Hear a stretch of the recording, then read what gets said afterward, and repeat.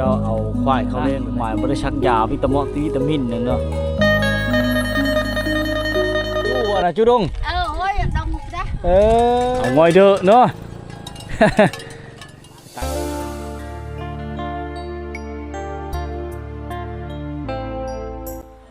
ครับทักทายสบายดีFCทุกคนนะยินดีต้อนรับเข้าสู่ช่องบาวงคนในบ้านเช่นเก่าจะเคยพี่น้องวิดีโอนี้เฮากลับมาอยู่ที่ชนบทจุดชุมเจียงตูบนะใส่แดดลาวเวียดนามเนาะวันนี้การยังไข่มีนี่เห็นแสงแดดพี่น้องทักทายย่ำแรงๆเด้อในบรรยากาศอุดมสมบูรณ์วิวภาพธรรมชาติที่สวยงามเขตนี้พี่น้องเอาได้โอกาสมาเยือนที่นี้ก็ถือว่ามาแล้วต้องได้นอนพี่น้องนะนำพาพี่น้องมาเที่ยวชมภาพบรรยากาศและกับวิถีชาวบ้านให้พ่อแม่พี่น้องได้มาติดตาหาชมได้เขตภูมิลำเนาเขตนี้จะเต็มไปด้วยภูเขาอ้อมล้อมโดยมุม360 องศาเลยพี่น้องได้เข้ามาติดตาหาชมกันเนาะนี่แหละพี่น้องนำเรื่องเล่าภาพบรรยากาศอันนี้เป็นเช่บางเฮียงเนาะเช่บางเฮียงที่งามพี่น้องในริมเขาเนาะเช่บางเฮียงมาเขตนี้นี่มันจะบ่นั่นเนาะมันจะบ่กว้างปานใดเด้แม่น้ำเช่บางเฮียงเนาะอยู่ริมแม่น้ำเช่บางเฮียงตอนนี้พี่น้องนี่ที่เท่าแนมเห็นไกลๆพุ่นจะเป็นป่าสวนมันเขานะแน่อนาคตอาจจะเป็นหน้าแซงเขาเจ้าเนาะถ้ามีถึงมีห่อนสามารถเฮ็ดหน้าแซงได้อาชีพหลักๆเขาเจ้าก็คือการหาเครื่องป่าของดงหากินแบบธรรมชาติพี่น้องขึ้นผู้ลงผู้เนาะหาใช้ม่องตึกแห่แถวแม่น้ำลำเซ่ได้พี่น้องภาพบรรยากาศที่สวยสดงดงามเนาะคือเห็นดังพี่น้องเห็นอะไรแต่เขตนี้ยังไข่ว่ามีสัญญาณอินเทอร์เน็ตแล้วพี่น้องเพิ่นกะชนบทได้เพิ่นกันได้มีการพัฒนาขึ้นเนาะไปพี่น้องเลยไหลลูกพูนแหละทางเมืองเชโปนพุ่นเนาะเขตนี้ห่างจากเทศบาลเมืองเชโปนมากกว่า75 กิโลเมตรหรือ80 กิโลนี่แหละพี่น้องประมาณนั้นเลยเนาะอ้อมล้อมด้วยภูเขาวิวธรรมชาติที่สวยงามพี่น้องได้เข้าไปนี่ก็จะไปจุดชุมเจียงตูบเนาะได้พี่น้องเลยเนี่ยจะมีป่าเต่าหรือว่าภูเขาภูมิลำเนาก่อไร่ก่อยังอีไร่พืชพันธุ์หน้าชนิดเนาะเดินทางโดยรถจักรมอเตอร์ไซค์พาไปท่องมาเที่ยวชมในยามแรงๆเนาะมาเขตนี้จะต้องได้นอนนะกลับคืนไปกับบ่ทันพี่น้องเนาะเดี๋ยวเข้ามาเที่ยวชมภาพบรรยากาศในยามแรงๆมื้อนี้เขตนี้ช่วงหลายเขาเจ้าก็เลี้ยงงัวเนาะเลี้ยงงัวหรือแบนะบ่ค่อยเห็นควายพี่น้องเลยพี่น้องเลยเอามาเขตนี้นี่จะเขาเจ้าเริ่มตั้งเฮิรนชาติลานเปไม้3 หลังคาพี่น้องว่างนี่เนาะต่อไปจะเป็นบ้านคนเนาะเขาเจ้าย้ายมาแต่พูนพี่น้องย้ายมาแต่บ้านกอกพระนั่นนะพระเสบางเฮงพระนั้นเพราะว่าการสัญจรมันลำบากเนาะถ้าฤดูฝนก็ลำบากยามฤดูแล้งนี่ก็เข้าหากันด้วยการย่างเนาะรถจักรก็ต้องมีบนเข้าอยู่แต่ว่าข้ามเสจะรถนกพี่น้องเหินแบบดังเดิมแต่กี้เนาะได้พี่น้องใช้โดยไม้จากธรรมชาติเนาะเป็นแต่หลังคาเป็นสังกะสีพี่น้องและมาว่างนี้จะเห็นสังเกตเห็นหินงามๆพี่น้องอยู่ในบริเวณนี้นะแบบลักษณะคล้ายพญานาคหรือหัวงูอย่างต่างๆเนาะได้พี่น้องเนาะหินเกิดขึ้นจากธรรมชาตินี่พี่น้องงามไปอีกแบบเนาะเป็นสิ่งประจับหูประจับตาทับใจไปน้ำกับธรรมชาติเขตนี้เนาะในยามแรงๆแบบนี้เนี่ยจะบ่ค่อยเห็นแสงตะเวนบ่ได้แล้วพี่น้องได้3-4 โมงแรงเลยเนาะนี่แหละคือธรรมชาติที่อุดมสมบูรณ์พี่น้องวิวงามหลายคำว่าวิวพันล้านเนาะสุดยอดเลยพี่น้องเขาเจ้าก็เริ่มโปรแปลงต่อไปจะเป็นเฮิรนคนได้อยู่นี่พี่น้องเลยจะเป็นเฮิรนคนแล้วต่อไปนี่เนาะนี่แหละบรรยากาศ ต่อไปจะเป็นหมู่บ้านโอ้มองเขาเจ้านี่เขาเจ้าเริ่มสิสร้างบ้านใหม่แล้วนี่พี่น้องซับพระใหม่เนาะนี่เข้มฟังเชนี่เนาะงามเขาเจ้าหินเต่งไว้พี่น้องนี่เวลาเขาซับพระใหม่นี่เนาะได้พี่น้องนี่เขาเจ้าหินเต่งไว้เพื่อมันพื้นผู้นี่บ่ให้มันกรอบนะไม้พุ่งเลยนี่พี่น้องไม้พุ่งเนาะพระเนี่ยไม้พุ่งหรือไม้เปาะนะพื้นกระเฮ็ดโดยไม้พุ่งไม้พางเนาะนี่แหละพี่น้องเฮิร์นแบบอยู่แบบเรียบง่ายเขตนี้ไม้ไม่อยู่ผู้ชูงก็ชั่วลายเป็นไม้เนื้ออ่อนเอาลงมายากเนาะเฮ็ดพ่อมันเท่าอยู่นี่มัดโดยหวายเลยทุกคนมัดโดยหวายเลยเนาะบริษัทเล็กตาปูเลยพี่น้องว่างนี่ตัวลายมันอยู่ไก่จากตัวเมืองนะเขตชนบทเขตนี่เต็มไปด้วยริมเขาพี่น้องเนาะโดยริมเขาเลยพี่น้องอ้อมล้อมโดยภูเขาอ้อมล้อมเลย360องศาเลยนะพี่น้องนะบรรยากาศในชนบทแบบนี้แหละพี่น้องเฮิร์ดหลังนี่เขาเจ้าอยู่ช้ำพี่น้องมาไม่พอเห็นเนาะแต่ว่าเฮิร์ดนี่ส่งดังเดิมไปแท้พี่น้องเฮ็ดเรียบง่ายเนาะขาก็เริ่มปลุกไม้แล้วนี่พี่น้องเสามันเขาเจ้าเอาไม้ค้ำเอาชื่อๆเลยพี่น้องบ่ได้ใช้ตะเปาะตะปูบ่ได้ใช้เล็กตะปูเสามันค้ำเอาแบบนี้ชื่อๆกระตับกับเสามันเสาเล็กแบบเขตสงครามปางสงครามเนาะปางสงครามพี่น้องเส้นทางนี้ก็เป็นเส้นทางโฮจิมินห์เนาะรอเลี้ยงสมัยสงครามเส้นสงครามตะกี้เพิ่นก็เริ่มปัวแปลงทางนี่เป็นทางหินมาหินนี่พี่น้องเฮ็ดให้กระดุกกระดับแพ้ตีรถเนาะแต่ก็ไปมาสะดวกสบายอยู่แต่แล่นไว้บ่ได้พี่น้องไปพี่น้องเอ้ยมาเขตนี้ยอมรับว่าธรรมชาติพี่น้องวิวภูเขาที่สวยสดงดงามเนาะเฮาชื่อไปนี้มันจะออกสู่ประเทศเวียดนามเลยได้พี่น้องเขตนี้นี่ประเทศเวียดนามจะบ่ไกลได้เล่นไปนี่ก็ประมาณ20ปลาย30นาทีก็ฮอดแล้วพี่น้องประมาณ10ปลายหรือ20กิโลเมตรเลยเนาะเฮิร์ดหลังนี้ห่างจากผู้คนเลยพี่น้องถือว่าเล่ามาอยู่ผู้เดียวเลยไก่จากผู้คนเนาะแต่วิวธรรมชาติงามเลยพี่น้องเลยยังเลยเพ่งแต่เด็กน้อยเนาะเขาเจ้าอยู่ใครแต่ว่ามีรถไถหน้าพี่น้องเขาเจ้าเฮ็ดหน้าแซงกว่าได้พี่น้องมื้อนี้ใครแต่มันบ่แดดแห้งเลยก็บ่หนาวบ่ได้นะพี่น้องนะถ้าตกค่ำมื้อนี้อากาศจะหนาวเย็นเนาะ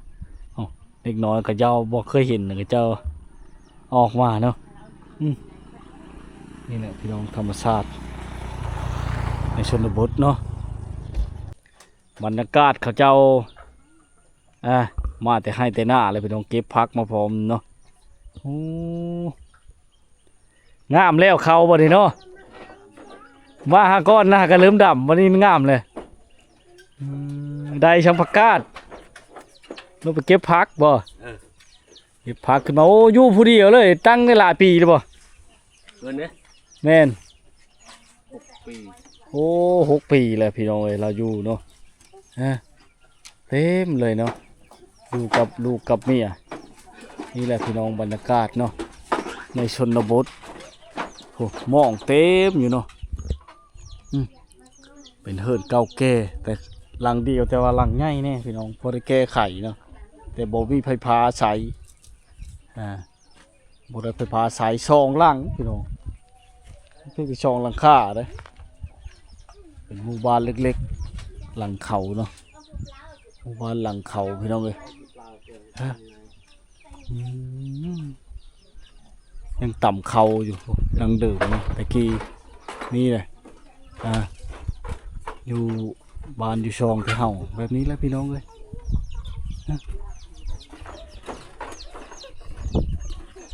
จะตีกันเนี่ยนะเฮ็ดที่เลิศน่ะได้ไปช่างกินแรงจ้ายังมือแรงจ้าหยัง ยังบ่มี เออ โอ้พี่น้องอืมหากินยากเนาะบ้านเฮาเนาะเฮ็ดอยู่เฮ็ดกินแช่อยู่เทิงอยู่พี่น้องเนาะนี่แหละคือบรรยากาศได้บริเวณทางลุ่มนี่ก็จะเป็นหน้าแซงนะเขตนี้เขาเฮ็ดหน้าแซงหน้าแบบเป็นหน้าคันไดพี่น้องเป็นหน้าคันไดได้เขาเจ้าเฮ็ดนี่เนาะนี่แหละพักมีชีชอบนี่ทางขึ้นทางลงนี่มีแต่ด้วยการย่างเนาะด้วยการย่างพี่น้องได้หน้าชีฮาเฮอหน้าชีฮาไฮแล้วก็ทั้งทึ่งนี่ก็จะเป็นข้าวให้เขาเจ้านะข้าวให้หรือข้าวซาลี่เนาะได้พี่น้อง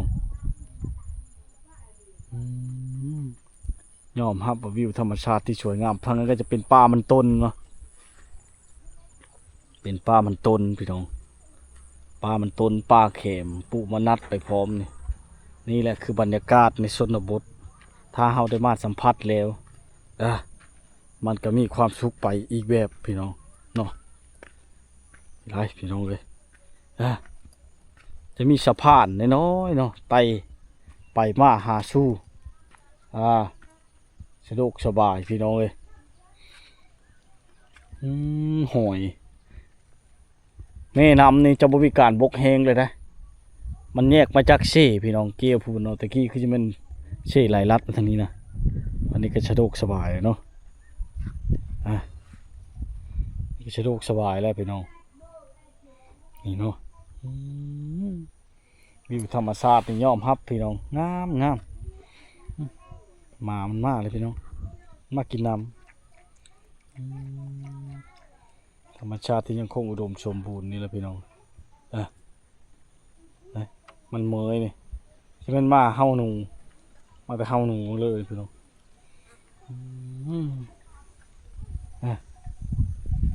มีเฮาเบสคิดกับเจ้าพักกระปุไว้นอนนี่พอได้แก้ไขเขตนี้บ่มีตลาดบ่มีแนวหารค้าหารขายพี่น้องเนาะมีเพียงกระช่องหลังคาเฮิรนวาง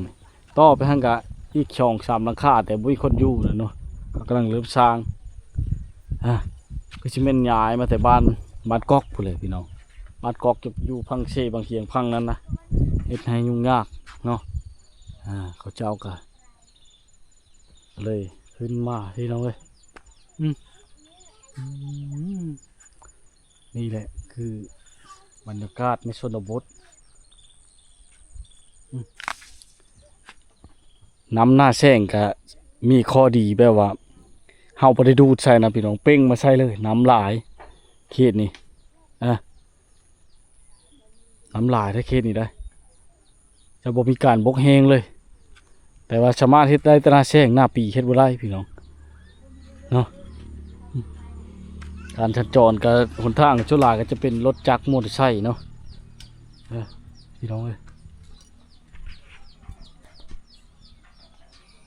จะเป็นรถจักรมอเตอร์ไซค์เลยหาอยู่หากินกับแบบธรรมชาตินี่นะบางมื้อก็บ่มีแนวกินเนาะกินผักจำเจ้วหลักอาหารหลักเขาเจ้าคือผักพี่น้องเนาะคือผักพืชพันธุ์ธัญญาหารหลักก็คือผักนี่แหละกินเป็นประจำเนาะการน้ำใช้วิถีชีวิตประจำวันเขาเจ้าพี่น้องคือเห็นแบบนี้แหละอยู่แบบเรียบง่ายแต่พี่น้องเอ้ยมีเฮิรน2 หลังตั้งได้6 ปีแล้วนะ2 หลังค่าเฮิรนพี่น้องที่เขาเจ้าย้ายทิ้งฐานมาอยู่พี่เนาะก็อยู่แบบเรียบง่าย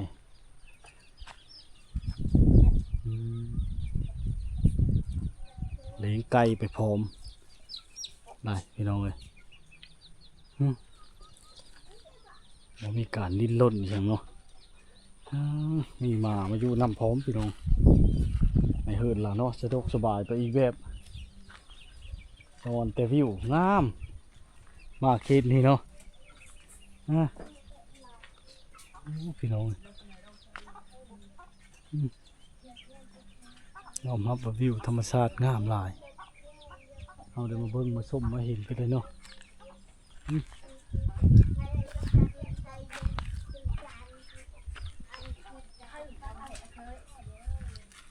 นี่แหละคือบรรยากาศ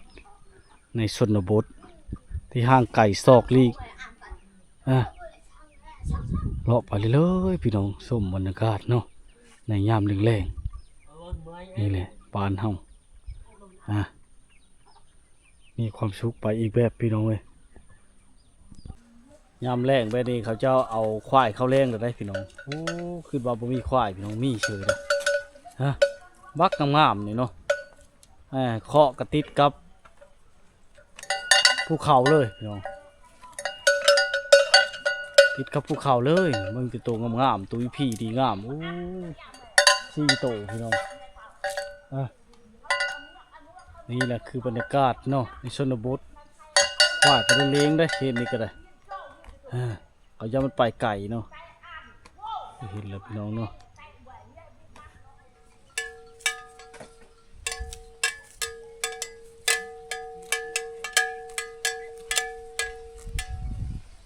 งัวเข็ดนี่มันเขาเจ้าปล่อยเลยได้พี่น้องเลยปล่อยเลยเนาะตามมาดูมันเขาจะปล่อยย่ามแรงเขาก็เจ้าเอาไปพุกเนาะเห็นแล้วหมามันบ่เคยเห็นมันเห่าพี่น้อง บรรยากาศในชนบทเนาะถึงมันสิแดดไปนี่ก็อากาศเริ่มเย็นเลยเขตชายแดนนี่พี่น้องเนาะเฮือนหลังนี้ก็เป็นเฮือนทรงแบบดั้งเดิมเก่าแก่เนาะเห็นเลยแหละยังลำบากหลายพี่น้องยังไม่ได้ไฟฟ้าใช่ไหมเนาะไฟฟ้าในมาฮอดเยอะแต่เขาเจ้าบ่มีเงินเอาเข้าอย่างนี้นะพี่น้องก็เลยบ่สามารถได้เนาะเห็นแล้วพี่น้องเลยบางบ้อนก็จะมีหัวนี่เนาะข้างทางนี้จะเป็นหน้าแซงเขาเลยจะเต็มไปด้วยหน้าแซงเขาเจ้าเนาะหน้าแซงเลยก็หน้าปังนะต่างๆเนาะแตกต่างกันไปพี่น้องเลาะมาเลยนะมาทางพุ่นก็ห่างกันประมาณ 400-500 เมตรจะมีอีกหมู่บ้านนึงพี่น้องเปขจองงามเนาะเอาบ่หลายตัวบ่ได้เขตนี้พี่น้องเอ้ยปล่อยกินยาแบบสะดวกสบายเลยงัวเขาเจ้าพี่น้องคำชนิดเขาเจ้าประทานในมาแต่เอาเข็มได้บางบอนกับพี่น้องเลยสัญญาณอินเทอร์เน็ตมีได้บ้านนี่นี่พี่น้องโอ้ไม่แต่ประวัติเขาเจ้าเอาเข็มมานี่ฉลาดอยู่พี่น้องเขาเอิ้นเข็มวาตีนะเขาซ้อมไว้ฉลาดอยู่เนาะซ้อมแบบนี้เลยเฮ็ดให้มันราคามันดีกว่ายังแต่ไม่เท่านี่อยู่บัดชวนบ่ได้ยินบ่ได้ยินคือกันเนาะโอ้อยู่ผู้เดียวบ่ไม่เท่าอยู่ผู้เดียวคือตารางเรามีหูพี่น้อง โอ้เราตะเข็มมาอยู่ถึงหลังคาพุ่นพี่น้องเฮ็ดไปเลยนึ่งข้าวบ่จ้าช้างมื้อแรงยังมีได้น่ากินบ่จ่าโดย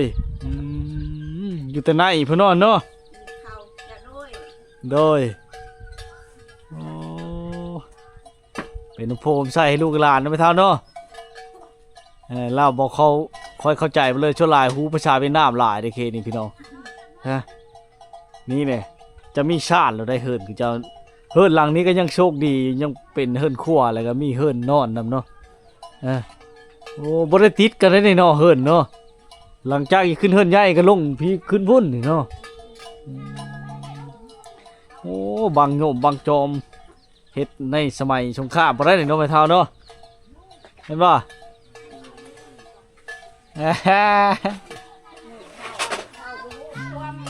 เรามีหูความบ่โอ้คนเก่าแก่เนี่ยบ่หูเลยเนาะ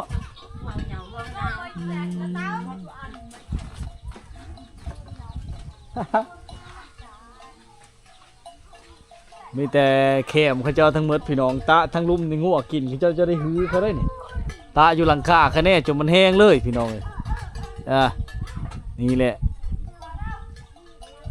ชวนหลายพี่น้องเขตนี้เนาะหาอยู่หากินแบบธรรมชาติขึ้นภูเขาเฮ็ดให้เป็นลักเฮ็ดให้เฮ็ดสวนพี่น้องเอ้ยลักก็คืออึดเข้าก็ว่าคู่หลังคาเหินเนาะเขาเฮ็ดให้หน่อยนะเห็นเลยพี่น้องเอ้ยห้องน้ำเขากำลังกาเกี่ยมเช็ดห้องน้ำนั่นเองพี่น้องนะท่อนี่เนาะกำลังกาเกี่ยมนะแต่ก็ยังบ่ทันได้พี่น้องนี่แหละคือบรรยากาศเนาะบ้านชวน บ้านชวนบ่ พอจุเละจู้บ่นะจูดง เฮ้ยดองจ้ะ มาแต่ให้บ่ได้พี่เลิศน่ะ ชื่อแต่รึฟอง ขุดมันต้น ขุดมันต้นนะก้นมันไอ้เมื่อค่ำเลยโอ้ยเนาะเมื่อยถือข้าวไปกินน้ำพร้อมพี่น้องเลยนี่แหละ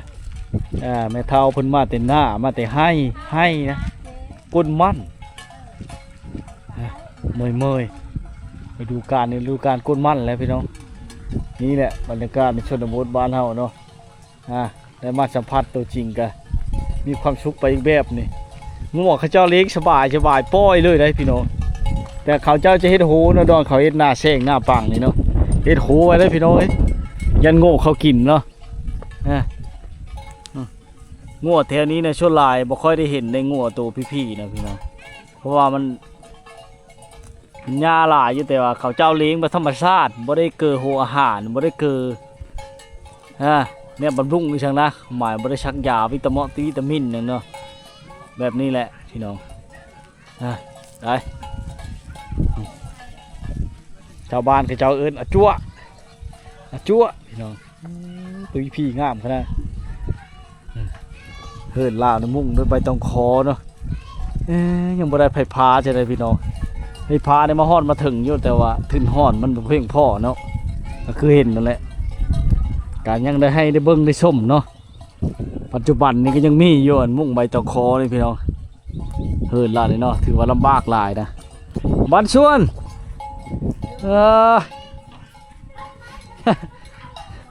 อยู่ไผเนี่ยผู้เดียวบ่ผู้เดียวตะดังแล้ว มีหูประชากันช้ำพี่น้องแล้วนี่แหละพี่น้องเลยเนาะคือบรรยากาศตอนครั้งอันนี้ก็ใช้กระเป๋ากระสอบนะผสมกับพาอย่างหาดพี่น้องบ่มี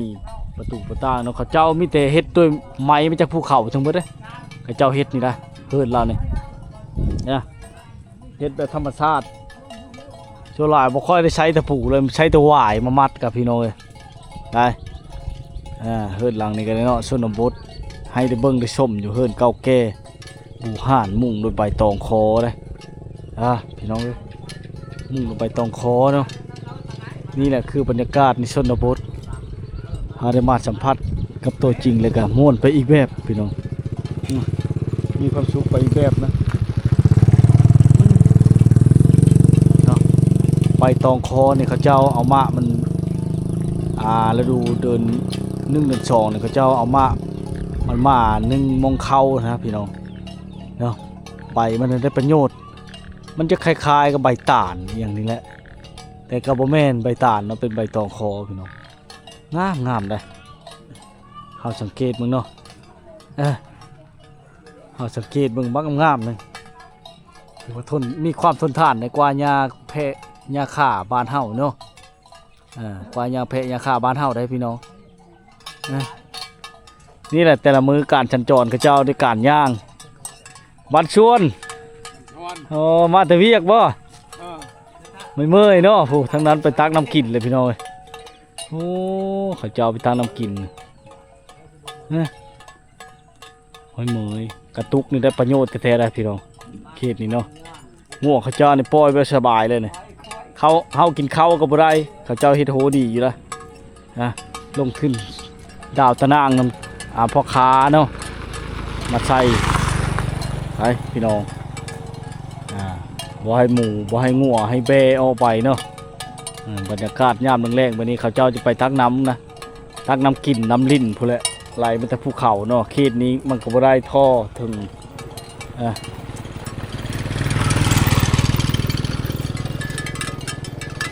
เอาง่อยเด้อเนาะ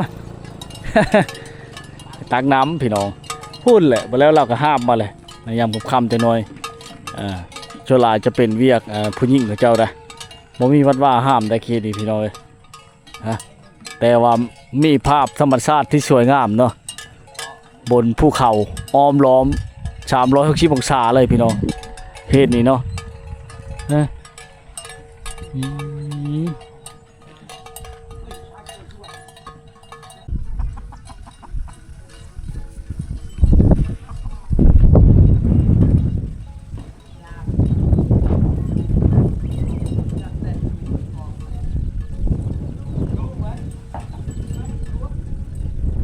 ไก่มันกินข้าวเนาะเขาเจ้าพัดเข้าเด้อเกนี่ตามเข้าพัดเข้าพี่น้อง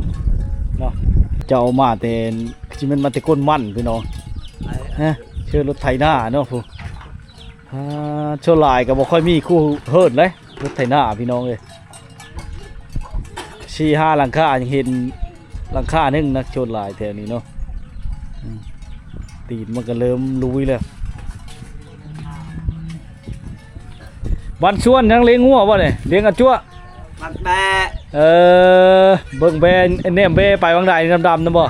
เกี้ยแบะจ้าชะโด พักผ่อนไปทำเนาะ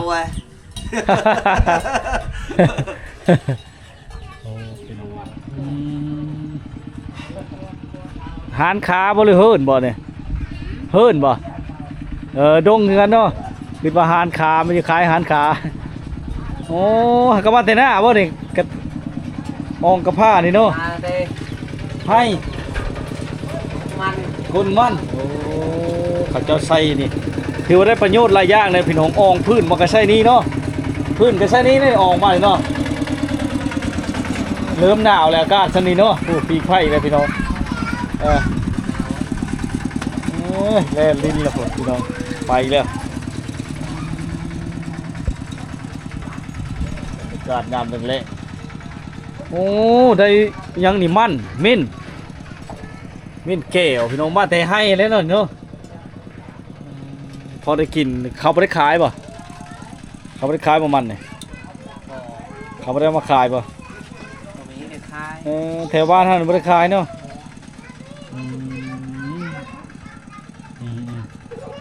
อีหยังไงชี้ป่าอันไม้มาจักน่ะ ปลานั่นเลย มันถือมองบ่ ใส่หม้อนั่นเลย ขี้เนาะค่อยขึ้นว่าไผ่มอดเลยนะ แล้วมันยังอยู่เนาะโอ้นี่แหละพี่น้องเตอบ้านฝนตกนี่โหได้อเนาะเริ่มฮักเลยไหมกะมันโดนเลยเนาะโอ้แปลงไปนำไม้นะแนมเห็นอยู่แต่มันเอาบ่ได้อยู่ผู้บ่เนาะ ไม้อยู่ผู้ข่าวบ่มีเครื่องมือบ่มีจักรเนาะคือเก่าเลยทุ่งหน้าแซงเขาเจ้างามพี่น้องเริ่มงามเลยมาบัดนี้เริ่มงามแล้วเลยจะอ่อนแต่วิวธรรมชาติภูเขาพี่น้องมากเขตนี้นะเนาะแต่ว่าอากาศนี้เริ่มหนาวลงได้พี่น้องเลยเนาะ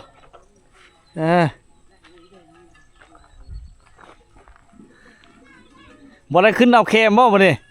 อัตรีนะปออัตรีตะเบิน ตะเบินแล้วพี่น้องบ่มีแล้ว โอ้ยเนาะพี่น้องเอ้ยเขาเจ้าบ่ค่อยฮู้ปานใดนะนี่แหละคือบรรยากาศในชนบทเนาะพี่น้องเนาะถ้าเฮาได้มาสัมผัสแล้วก็ภาพบรรยากาศเนาะเขตนี่สะดวกสบายแบบพี่น้องเลยเนาะยัง